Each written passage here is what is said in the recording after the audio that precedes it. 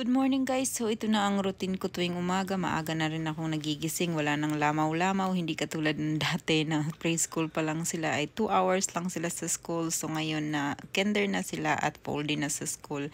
So mag-prepare tayo ng kanilang lunch. Ang kanilang lunch for today ay ham sandwich requested ng dalawa.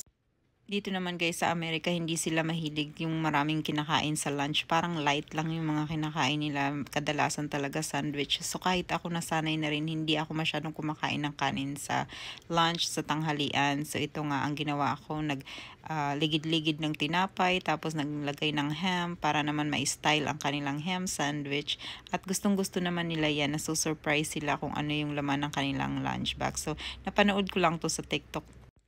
Tapos lagi ako guys naglalagay ng 2 kinds of fruits sa baunan nila. So ang kambal kasi magkaibang gusto nila. Si Brayden walang pili yan guys, kinakain niya lahat. Si Dawson may mga prutas na ayaw niya, katulad ng strawberry. So kapag strawberry ang fruits ko ay naglalagay ako ng ibang fruits kay Dawson. Kasi the last time na pinilit ko siyang kumain ng strawberry ay nasayang lang, hindi niya talaga kinain.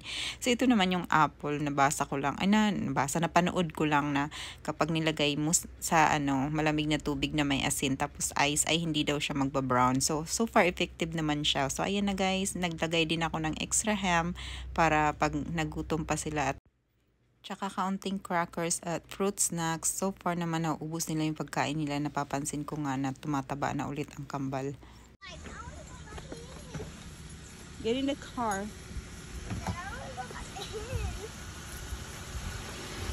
Come on, Loki, get in the car. Loki, I love you. I love you, Loki. Turn the song back on. Loki took you to school today. Yeah. Mommy, turn the song back on. This is where Dawson and Brayden go to school. Mommy, turn the song back on. That's way. Okay. Say bye to Loki. Bye, Loki. Bye, Loki. Bye, Loki. So pagkatapos kong ihatid si Loki guys sa Pet Palace ay nag-impake na ako. Usually maaga ako nag-impake kapag may bakasyon kami. Pero since 2 days lang naman kami doon, ay nag-decide akong ilagay na lang sa isang bag ang mga damit ko at ang kambal. Kaso lagi talaga akong overpack na nag-alala ako na baka malamig doon. Kaya nagdala ako ng jacket. Tapos nag-pack din ako ng jacket para sa kambal. Tapos extra pants kasi nga baka malamig. Pero summer pa naman dito.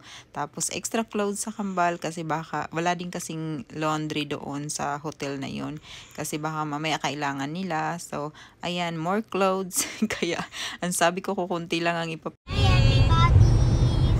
Where are we going? Down the side.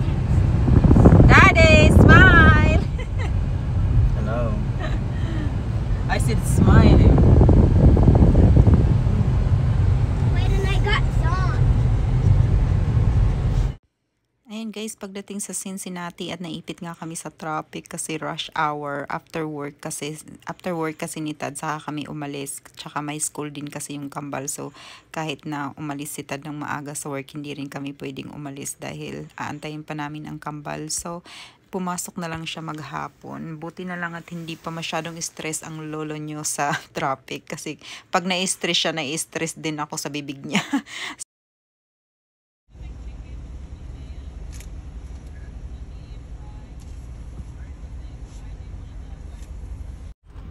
So we went to the drive-thru para hindi na kami magtagal at we can keep driving. Pero pagdating sa drive-thru, mali lahat ng pagkain na binigay sa amin. So Todd has to get in and correct the food. That's probably our food because that lady has different food. That's probably our food. So the lady is also bringing their food inside. Oh my gosh. Todd is so mad, but kalagitnaan ng aming biyahe guys, 3 hours na kami nagbubiyahe tapos sobrang lakas ng ulan na yun nga, ang hirap makita ng daan. Meron din kami mga nadaanan na aksidente. Yan kasi mahirap kapag ganyan, sobrang lakas ng ulan tapos mabilis pa yung pag-andar pag maniho mo. Kaya kailangan talaga dahan-dahan lang kasi hindi mo minsan makikita yung nasa unahan mo. After 5 hours of driving, ayan, malapit na kami sa hotel pero kailangan magpagas ni Tad kaya naman sumaglit kami dito. Ito daw yung pinakamalaking gas station dito sa US kasi they have 120 to 150 gasoline pumps. So, we went inside and check out. Sobrang dami nilang mga paninda dito. Ang daming pagkain. Grabe, malulula ka sa dami ng mga sweets. Kung ano-ano. At gusto nga itry ni Tad yung cinnamon nila kasi natatakam siya, mahilig kasi si Tad sa matatamis. Ako naman ay hindi mahilig masyado. Ang kambal naman, ang gusto lang nila ay inumin. At sabi nga ng biyanan ko, ito daw yung gas station na may pinakamalinis na bathroom. So, ayan, ang gusto ni Dawson ay pumunta sa bathroom. At tignan daw niya yung bathroom kasi narinig niya sa lola nila. So, lahat dito guys ay self-service. Kung gusto mong bumili ng kape, ikaw ang gagawa ng sarili mong kape. Ikaw ang kukuha ng sarili mong drinks. So, babayaran mo na lang sa cashier. That's an airplane. That big one? That's Dawson's.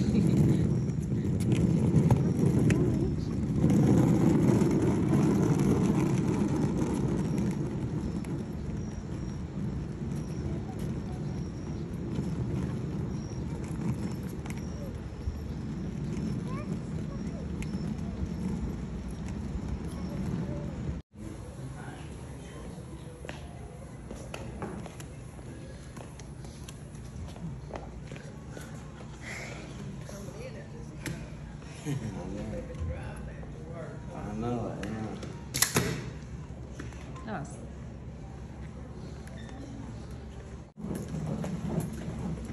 I don't want you guys get sick though.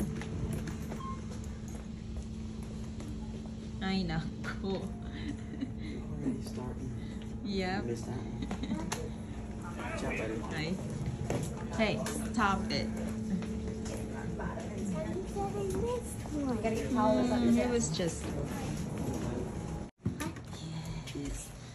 Bed. Yes, you're inside, boys. No screaming.